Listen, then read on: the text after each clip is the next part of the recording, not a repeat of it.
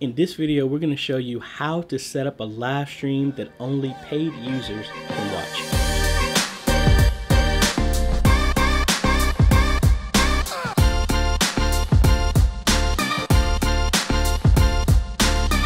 Hey guys, this is AJ the CEO. If this is your first time stopping by the channel, thanks for stopping by. And on this channel, we focus on tips, training, strategies, reviews, and builds to help modernize your media ministry. So if you're new here, consider subscribing.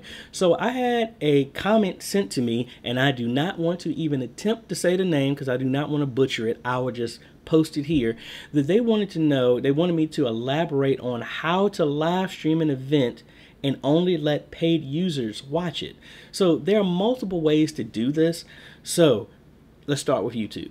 So if I come in here and say I want to go live. All right, so we're coming here and I'm gonna block out all the stuff that you're not supposed to see.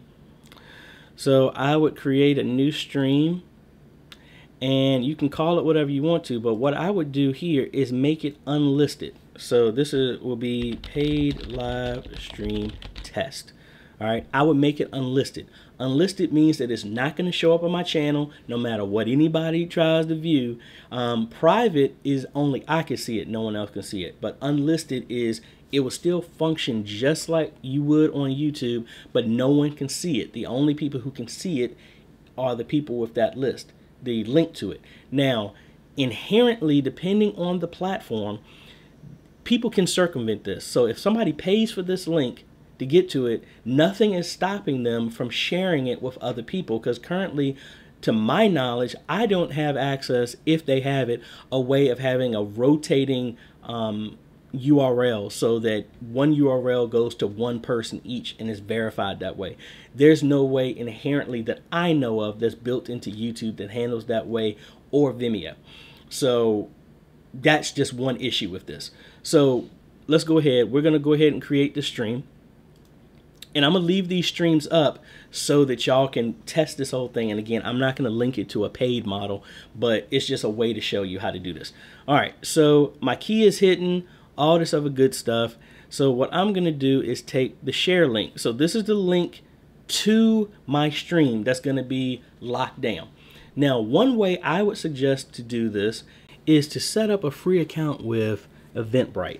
So I'm here and I'm making a new account because I actually have one of these for my church, so I don't want to mix this stuff with that. So let me speed through all this. All right, so finally got through all that. Now let's go ahead and create an event. Now remember, we still have that URL from the YouTube page that we got here. So let's go back here and we'll ask a few questions to start building your event. Build it yourself? Yes. I'm just gonna do, this is I just do other.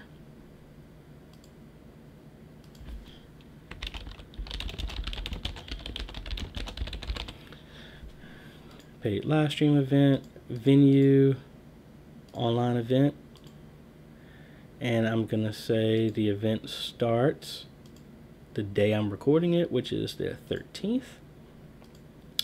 And I'm just going to let this go all day. How about that? And I'll say it starts at 2. And when does the event end? I'll say it ends at 7 o'clock. All right, and this is East Coast time. All right, so we just do next. So it's going to build its event right there.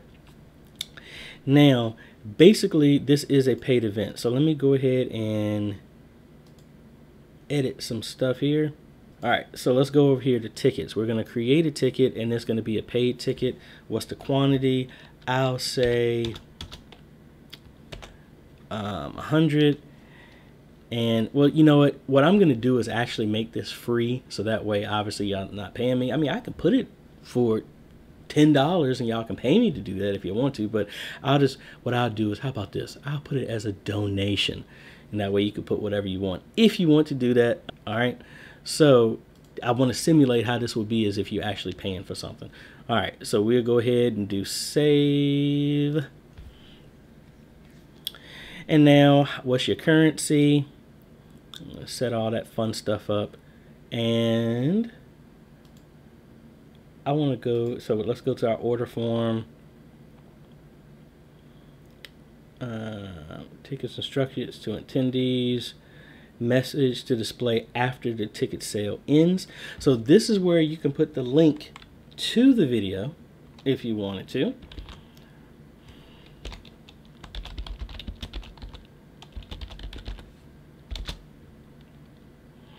All right. You know, registration time limit, how many times before you can get to it. I mean, that's fine. That's your countdown when people get ready to pay or whatever. Collect information from buyers only, customize checkout questions, activate a group activation, blah, blah, blah. I mean, this is real simple. You can add way more to this. So I'm thinking in comparison. So say that you're doing a conference at your church or something like that, and you're live streaming it, but you don't, it's a paid conference. So you could actually offer this in this method. That way that, hey, if you can't come, you can offer on-site tickets as well as tickets for if you're buying this type of ticket, something like that. All right, so let's go ahead and save that. That was the confirmation. After registration of your event, attendees will see an on-screen message until they navigate away. So this is where maybe I need to go back and change that. So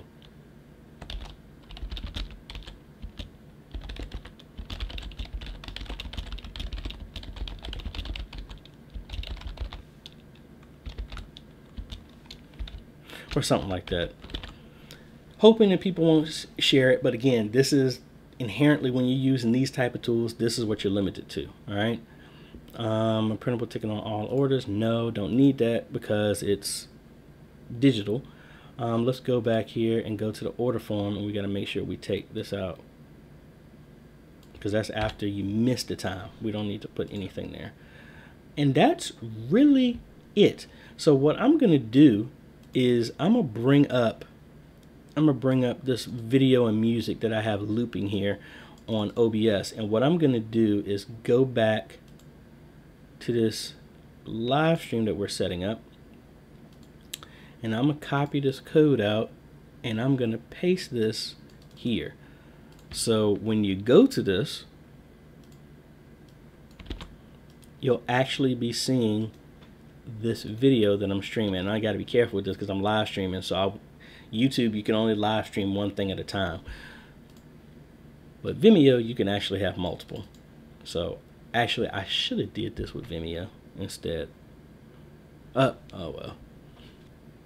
Now while this is doing, I did have multiple other ways that I was doing this. I've done this through a plugin on our WordPress website. That's another way that you could do it, and you can avoid all of this because when they purchase this given membership or this item, this ticket, you can change their profile on their account so they're the only ones that can see the given page. I'll do that in another video because that's going to take way longer than this. All right, so what I'm going to do is I'm going to go ahead and go live with this right now.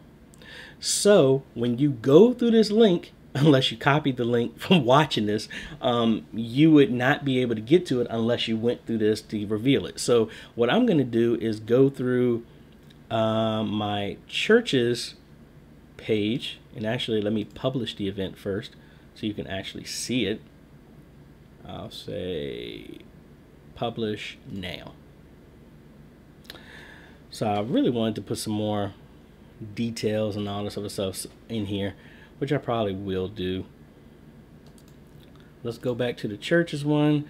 We're gonna do ticket. We're gonna do a $1 donation. We're gonna check out, and they added $1.70 fee. Lord. You know, so let me fill this stuff out, and there's your countdown.